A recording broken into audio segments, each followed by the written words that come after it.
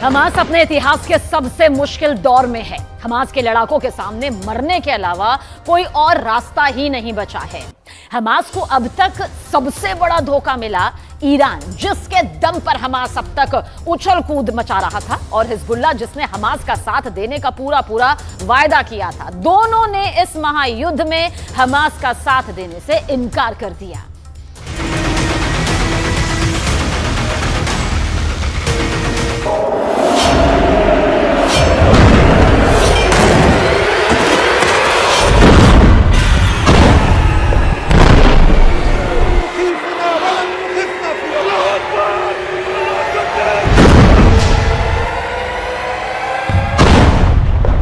Gaza पट्टी की आग अभी खामोश नहीं हुई है।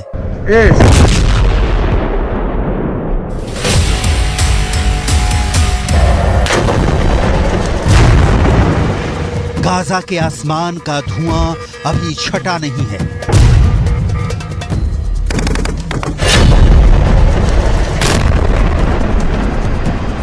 बारूद बनकर बरसने वाली मौत वैसी ही अब भी दस्तक दे रही है।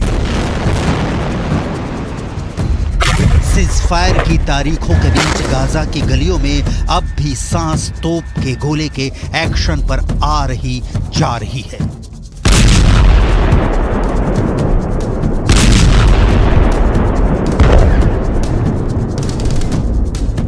पूरा गाजा इस वक्त शमशान में तब्दील हो चुका है। कोई नहीं है जो गाजा को बचा सके।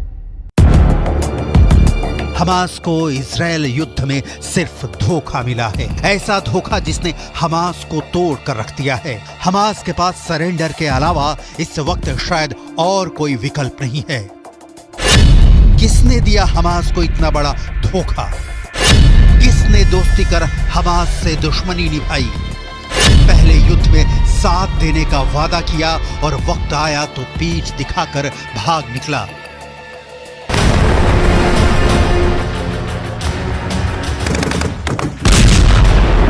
गाजा की 20 लाख की आबादी के पास इतना नहीं है कि वो हमास जैसे संगठनों को पाले।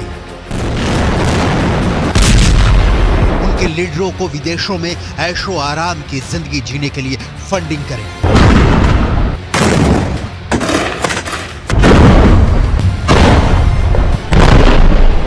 ये ईरान है, हिजबुल्लाह है, जो हमास को फंडिंग करते हैं, ट्रेनिंग देते हैं, हथियार देते हैं, जिनके दम पर हमास इजराइल पर 7 अक्टूबर जैसा क्रूर हमला करता है। लेकिन इस बार ईरान ने हाथ खड़े कर दिए हैं। हिजबुल्लाह ने भी हमास का साथ छोड़ दिया है।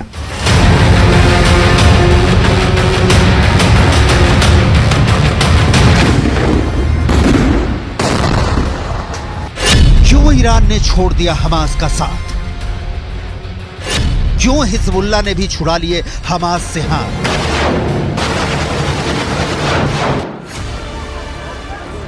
इन दोनों सवालों के जवाब डिटेल में आपको दिखाएंगे, लेकिन पहले हमास का विश्वासघात पर जो रिएक्शन आया है वो देखिए। उम्मीदों की लहलहाती फसल को जब धोखा की लहर मार जाए तो दुख बहुत होता है। हमास दुखी है क्योंकि हमास के सबसे बड़े नेता जब ईरान के सुप्रीम लीडर आयतुल्लाह खामनेई से मिला तो खामनेई ने उसे डांट दिया।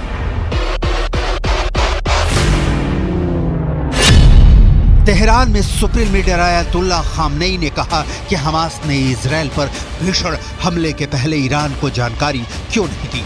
इस वजह से ईरान गाजा युद्ध में शामिल नहीं होगा।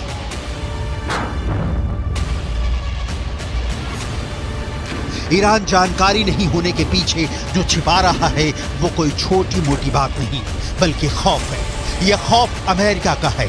अमेरिका को ईरान ने चारों तरफ से घेर लिया है। इजराइल के खिलाफ कोई भी एक्शन ईरान को मुश्किल में डाल सकता है। ईरान में भारी तबाही हो। लाल सागर में अमेरिका का एयरक्राफ्ट कैरियर आइजनहावर खड़ा है।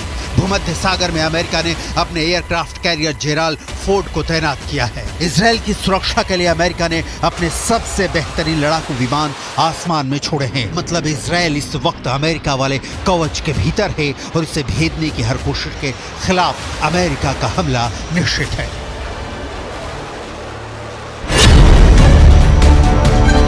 तो बात यह है कि ईरान डर गया है।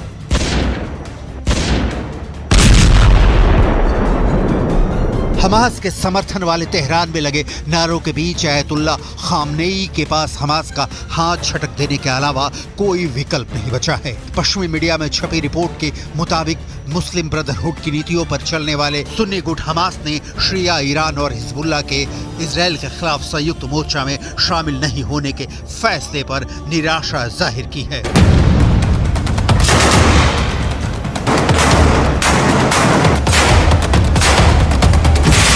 रिपोर्ट में कहा गया है कि हमास पूरे गणित को समझने में बुरी तरह से फेल रहा।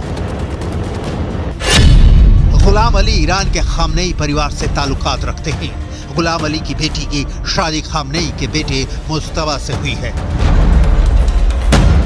गुलाम अली जो कुछ कह रहे हैं वो ईरान के सुप्रीम लीडर की सोच ही है कि खाड़ी की बड़ी शक्ति ईरान बड़े लक्ष्य की ओर देख रहा है। इजराइल चाहता है कि गाजा युद्ध अमेरिका के बीच जंग में बदल जाए ताकि इजराइल को गाजा पर कब्जा करने का मौका मिल जाए। ईरान के एक पूर्व विदेश मंत्री मोहम्मद जावेद जारिफ को सुनिए। हमारा फिलिस्तीनी विरोध आंदोलन को समर्थन देने का मतलब ये नहीं है कि हम उनकी तरफ से युद्ध लड़ेंगे। ईरान के इसी रुख को देखकर हमास के आतंकी भड़के हुए हैं। ये जो युद्ध विराम की बढ़ती डेट आप देख रहे हैं ये इसीलिए है क्योंकि हमास के पास कोई और विकल्प ही नहीं बचा। युद्ध में नहीं कूदने का ऐलान कर ईरान ने बहुत सोची समझी कूटनीति पर काम करना शुरू कर दिया है। एक्सपर्ट का कहना है कि बेशक जंग में नुकसान तो दोनों ओर का ही होगा, लेकिन अगर इस युद्ध से किसी को फायदा मिलेगा तो वो सिर्फ ईरान होगा। लेकिन कैसे, इसे समझना बहुत जरूरी है। इसके बाद हिजबुल्लाह ने क्यों छोड़ा हमास का साथ, इसके डिटेल दिखाएंगे। इजराइल गाजा में जितनी तबाही मचाएगा ईरान को फायदा होगा।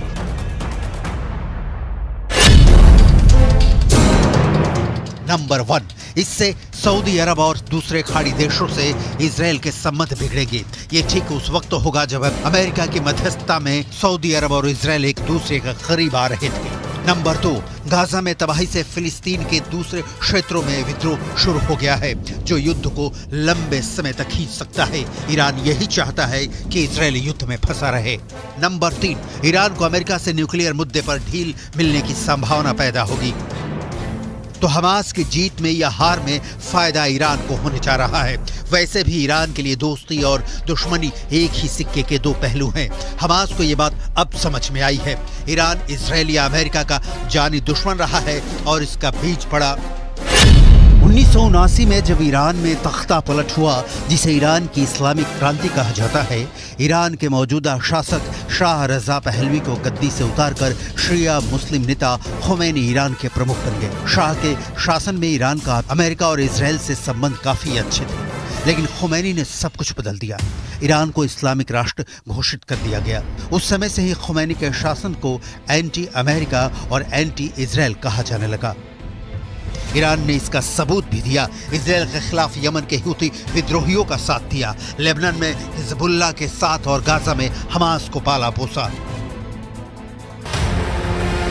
हिजबुल्लाह की इजराइल से पुरानी दुश्मनी है और वर्ष 2000 में गोरिल्ला वार और 2006 में भी जंग लड़ चुका है।